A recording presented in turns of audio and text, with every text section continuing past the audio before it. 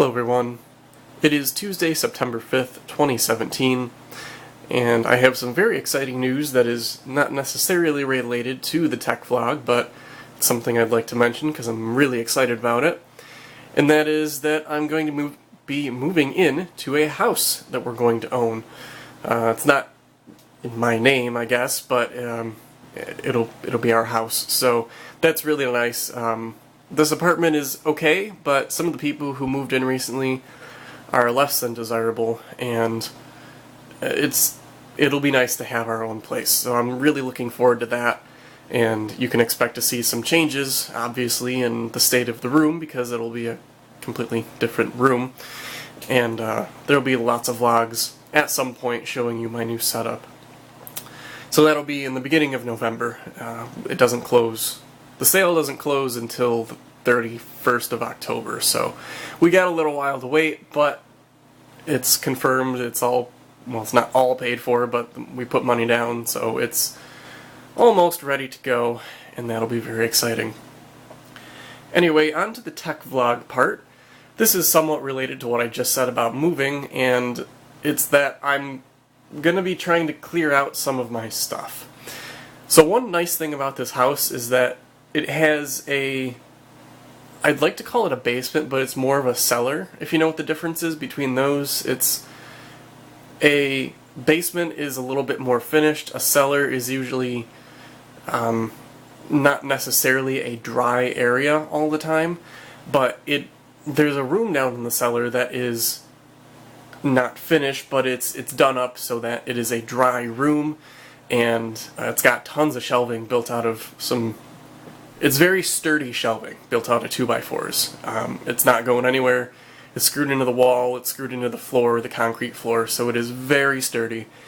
And I'm going to be moving a lot of my stuff from, of course, here and my parents' house as well into that room. It is a dry room, as I think I just said, so I'm not too worried about putting computers down there. But with that said, there is a lot of stuff that I honestly haven't touched since I've owned it, and I'd like to get rid of some of it. So one thing, for example, that I'm working on, well, it's actually almost done, is this AST Adventure 200. This will be going up for sale. If any of you in my YouTube audience are interested, you can have it for the cost of shipping. Just check the date of this video. If it's like a year after the video has been posted, don't bother. I don't have this machine anymore, I can guarantee you that. But if you're looking at this when it's posted, by all means, contact me. I'd love to get rid of it. It is fully functional. It works just fine. It's got a good hard drive. Everything's good. I just reinstalled the operating system, so the deal I had with the person who I got it from is that I was to clear off any data. So I saved drivers and some programs, but all their personal data, that's all wiped off. Anyway, that'll be going up for sale shortly. If you're interested, let me know. And there's a lot of other things I'll be getting rid of at my parents' house. I've got some really big compact servers that they're kind of cool. I might keep one of them, but the other one's definitely going away because I don't need two of them. They're really old. They're Pentium 2 and Pentium 3 towers, and they weigh about 80 pounds, I think. They're quite monsters. So that's what I'm doing with some stuff right now. I'm just listing it on eBay and getting rid of it. And this is a first world problem, if you've ever heard one. I have a VR, a virtual reality PC, out in the living room, and it's a lot more powerful as is than this thing I have down here is my desk PC. The first world problem is that I don't feel like carrying that VR PC in here every time I want to use it, because it's just kind of inconvenient. So, what I did was I took that thing you saw under the desk, and I searched up the board, found a CPU that would work in it, and found that there's a Xeon CPU that is 8 cores, 16 threads. It is more than twice as fast as the CPU that's in here now, and yes, even though Xeons aren't really designed for gaming, it'll still help me. Even single core performance is better than this thing. So I'm really excited to get that in. This will be my main, well, it's already my main rig, but it'll be my main everything. It also allows me to use memory. Let's see, it has higher memory bandwidth than the CPU that's currently in here can handle, which would be very nice because it's got quad channel memory in there. Other than that, I really just wanted to tell you about the house because I'm really excited about that. I'm really just trying to get rid of as much useless stuff as I can. Some of it, there's a lot of things at my parents' house that I will be keeping because it has some sentimental value to me.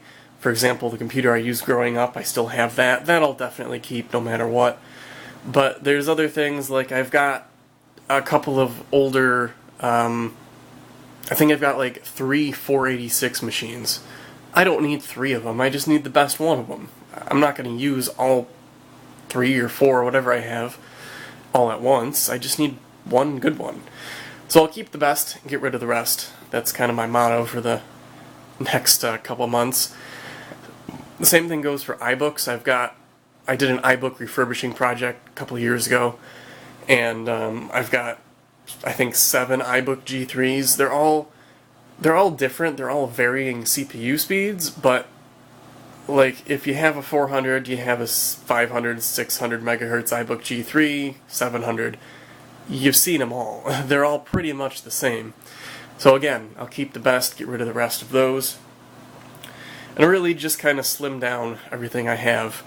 Even though I will have more storage space in terms of square footage and shelving, I don't want to clutter it up right away. I want to, have the next 5 to 10 years to clutter it up, but I don't want to.